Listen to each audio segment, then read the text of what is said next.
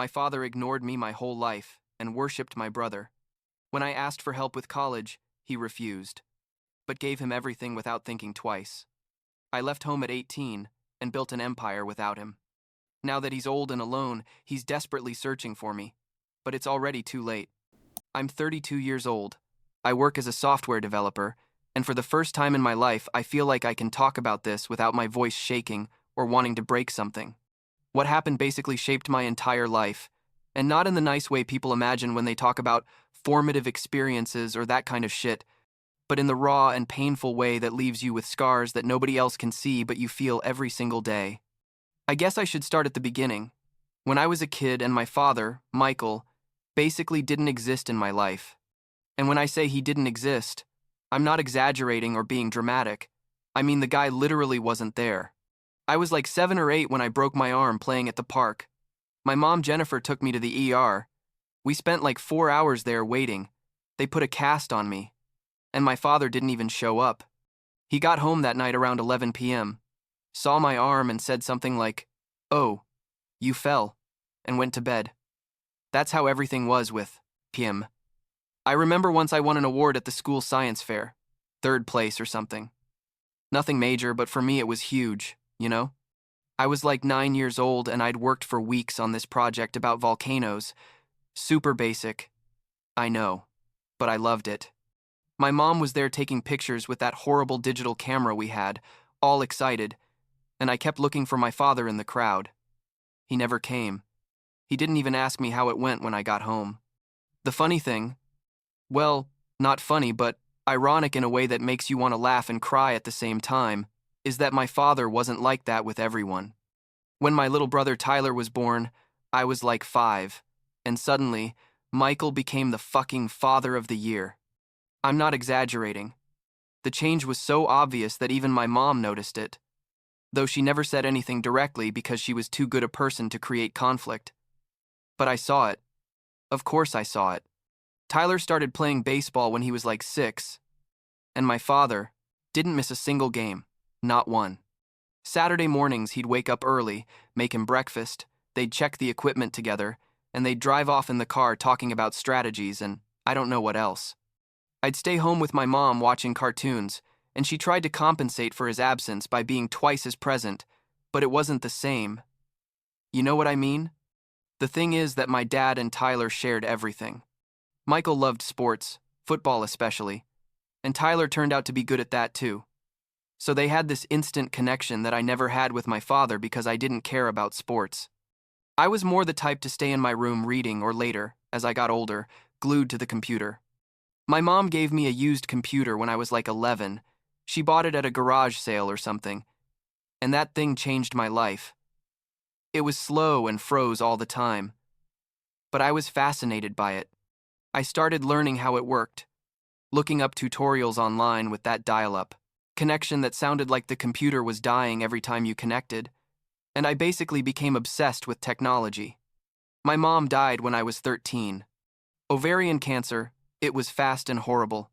And honestly, I don't like talking much about it because even now, almost 20 years later, it hurts in a way I can't explain well. She was my person, you know? The only one who really saw me, the only one who got excited when I showed her something I'd done on the computer or when I told her about some book I'd read.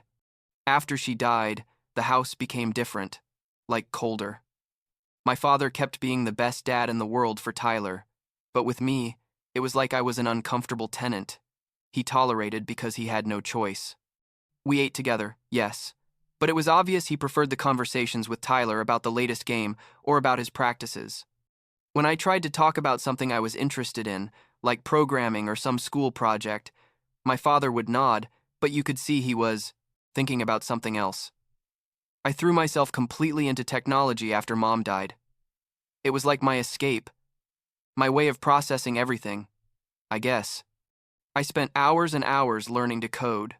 First basic HTML and CSS, then JavaScript, then Python. By the time I was 16, I could make decent websites and was starting to understand back-end logic and databases. The truth is, it saved me, because at home I felt invisible. Tyler was the star, the perfect kid who got good grades, though never as good as mine, but that didn't seem to matter to anyone. And who won trophies in sports and who had a million friends. I was the weirdo who stayed in his room all day on the computer.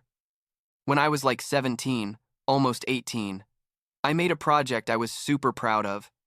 It was a web application, nothing sophisticated by today's standards, but for me at that moment, it was incredible. Basically, it was a platform for students to share notes and study resources, with a login system and everything. It took me months to make it. I worked on it every night after doing homework, and when I finished it, I was so excited that I did something I hadn't done in years. I went looking for my father to show him. I don't know what I expected, honestly. Maybe some sign that he cared about what I did, that he was proud of me even a little bit. I remember I went into the living room where he was watching TV. I think it was a football game or something, and I said, "Hey, Dad, can I show you something?" He looked at me like I was interrupting him in the middle of open-heart surgery, but he muted the TV and said, "What's up?" I showed him my project on my laptop, explained how it worked, how users could register and upload documents and search by subject, and he just looked at the screen with that expression I already knew by heart, that one of being physically present but mentally somewhere else. When I finished my explanation, which lasted like 5 minutes because I was nervous and talking too fast, he was quiet for a moment and then said, "It's fine, I guess, but I don't see how that's going to help you in real life, Daniel. Wouldn't it be better if you focused on more practical things?" And he turned the TV sound back on. Just like that, nothing more. I stood there with the laptop in my hands, feeling like I'd been kicked in the stomach, but I nodded and went to my room. I didn't cry or anything.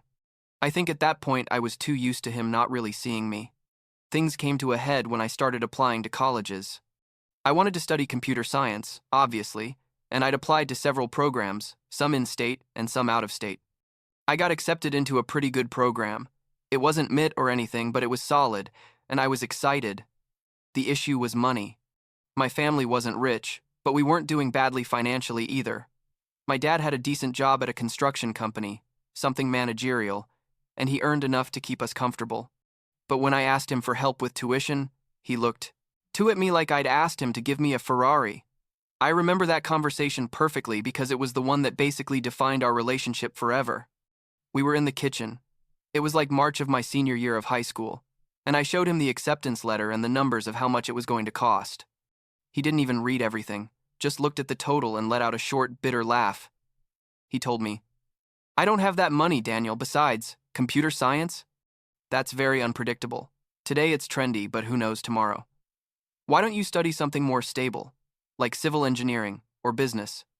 I told him this was what I wanted to do, what I was passionate about, and he just shook his head and said, "Look, I can't support you in this. If you want to go to college, you'll have to find your own way to pay for it." What killed me, what really destroyed me, was that literally 2 weeks after that conversation, Tyler, who at that time was like 22 or 23, and still living at home, asked my dad for money for new football equipment because he was going to start playing in an adult league or something, and Michael gave him like $500 without thinking twice. I heard them talking in the living room, my father all excited asking him what position he was going to play and telling him he was going to go to all his games. I was in my room listening to that, and I felt something break inside me, something that had been cracking for years but finally shattered. It wasn't just about the money, you know? It was about everything. About all those years of being ignored, of being the son who didn't matter, of being invisible in my own house. That night I grabbed some things, put clothes and my laptop in a backpack, and I left. I didn't say goodbye or leave a note or anything dramatic like that. I just left while my father and Tyler were watching TV in the living room. I went to my Aunt Susan's house, my mom's older sister, who lived like 40 minutes away. She'd always been good to me. She'd come visit often when Mom was alive, and after she died, she tried to keep in touch, even though my father didn't make it easy for her. I knocked on her door around 10 at night with my backpack, and she opened in her pajamas, saw my face, and without asking me anything, let me in. I told her everything that night. Everything I'd been keeping to myself for years. About the favoritism, about feeling invisible, about college. Susan listened to me without interrupting, just nodding and sometimes squeezing my hand when my voice broke. When I finished, she told me, You can stay here as long as you need, and we're going to find a way for you to go to that university. I don't know how, but we're going to do it. And she kept her promise. Susan didn't have a lot of money. She worked as a nurse and lived in a 2-bedroom apartment that wasn't fancy at all. But she and some of her friends did a kind of fundraiser to help me with the first year of college. They collected like $8,000, which wasn't enough for everything, but it was a start, and I got some student loans and 2 part-time jobs, one in the university cafeteria and another doing tech support for a small company that paid me a pittance but gave me experience. My father called like a week after I left. Not to ask how I was or to apologize, but to tell me I was ungrateful and being dramatic. I told him I wasn't going back to his house and hung up. Tyler sent me some messages trying to mediate, saying Dad was worried and that I should come home over my dead body, but I didn't respond. I blocked my father's number and basically cut contact with all of them.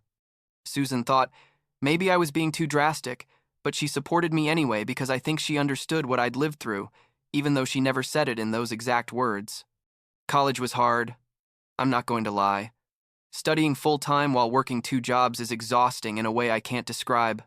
Well, there were days when I only slept like 4 hours, went to classes all day, then to work at the cafeteria, then to Susan's house to do homework until 2 a.m., and repeat everything the next day.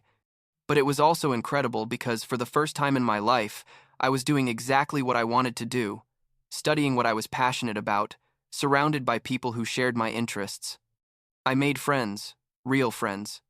Something I hadn't had much in high school because I was always too busy being invisible in my own house. During the summers, I didn't go back to my hometown. I stayed on campus working freelance projects.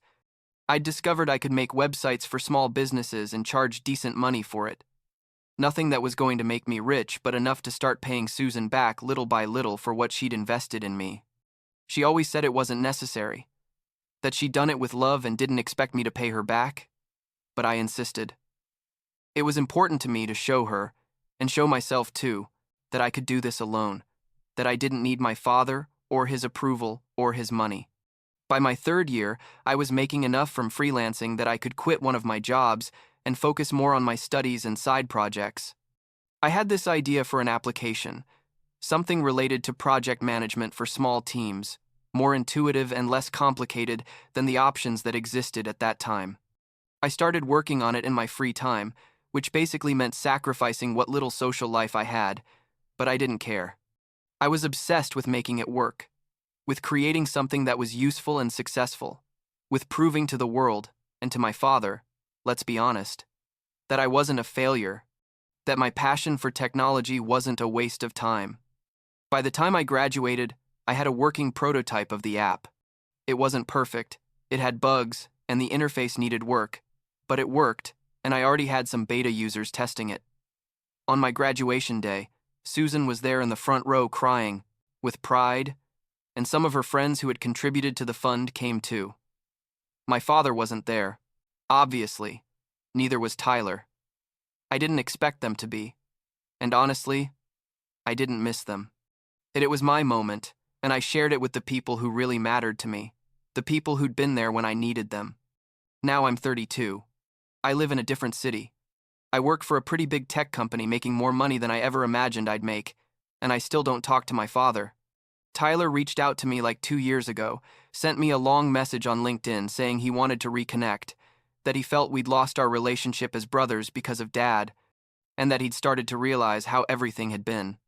I responded with something short and polite, but made it clear I wasn't interested in rebuilding anything.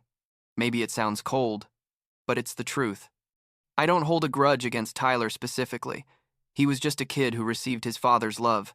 It wasn't his fault. I didn't receive it, but I also don't feel the need to have him in my life now. My father tried to contact me a few months ago. Susan told me he called her asking about me, saying he wanted to talk. Apparently he's getting old, and Tyler has told him he should fix things with me before it's too late. Very dramatic and all that. I didn't respond. Part of me, a small and annoying part, wants to send him pictures of my apartment or my vacations or my college degree and tell him, look what I did without you, look how wrong you were. But the truth is, I don't need his validation anymore. It took me years to get to this point. Years of therapy and personal work and learning that the value I have doesn't depend on whether my father saw me or not. I built a life I like, I have people who truly love me, and I achieved the goals I set for myself despite everything. And that's enough, I guess. It's not the perfect ending people expect in these stories. There was no reconciliation or forgiveness or emotional scene, where everyone cries and hugs, but it's my reality, and I'm okay with it. Or at least I'm learning to be.